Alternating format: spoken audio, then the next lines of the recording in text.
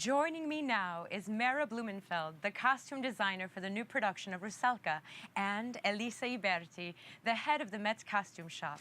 Hello, ladies. Hi, welcome. It's so good to see you. Mara, Rusalka takes place in a fantastical world of wood sprites, witches, and other unusual creatures.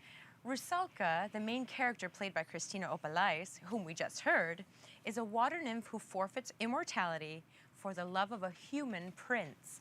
Tell us about her dress of lily pads that she first appears in. Well, what you're seeing our very talented artisans working on is her first costume, which is evocative of the idea of her being literally the water. In a lot of versions of Rusalka, she's often depicted as a mermaid. But what Mary Zimmerman, our stage director, was really interested in was her physically embodying the water itself. And so this long gown, I could see the sheen is different on each piece. It's really beautiful, and it's all different silks and organza, and then we've had these beautiful custom-made silk lily flowers and lily pads. And the idea is that when we see her appear in the tree, that this dress cascades down the whole root structure of the tree, and we see her being connection to the water. World. Yeah. Wow. Yeah. Well, Elisa, it's the job of your team to execute Mara's designs. How challenging has this production of Rusalka been for your group? It's been challenging, it's been exciting, and it's also, we love to do fantasy. We don't get to do it that often, so it's sort of a process of discovery. So this dress has gone from a very basic prototype to what you see right now. And on Monday, we will actually see it on stage. What?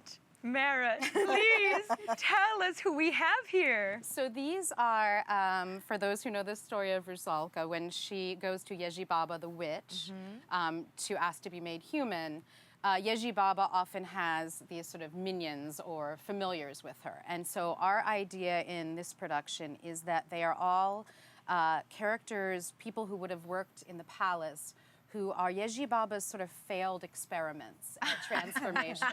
And so they're sort of half human, half animal. And what you're seeing is two of them, and one is a crow or a raven, and one is a rat. I noticed the detail. Are you sensitive to singers wearing them then and yes, designed? well these are actually being performed by some of our dancers, so they don't have to sing, but they do have to be able to see where they're going. Okay. And so you'll see that we've done very sort of clever panels where the performers can see and also breathe.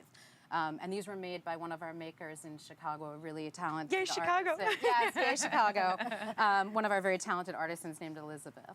Oh, well, I understand this is the costume for one of Rusalka's wood nymph sisters. Mara, tell us about this design and the little creatures in the headdress.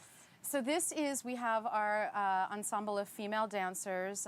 Austin McCormick, who's our choreographer, does a lot of Baroque dance that's fused with a kind of modern sensibility.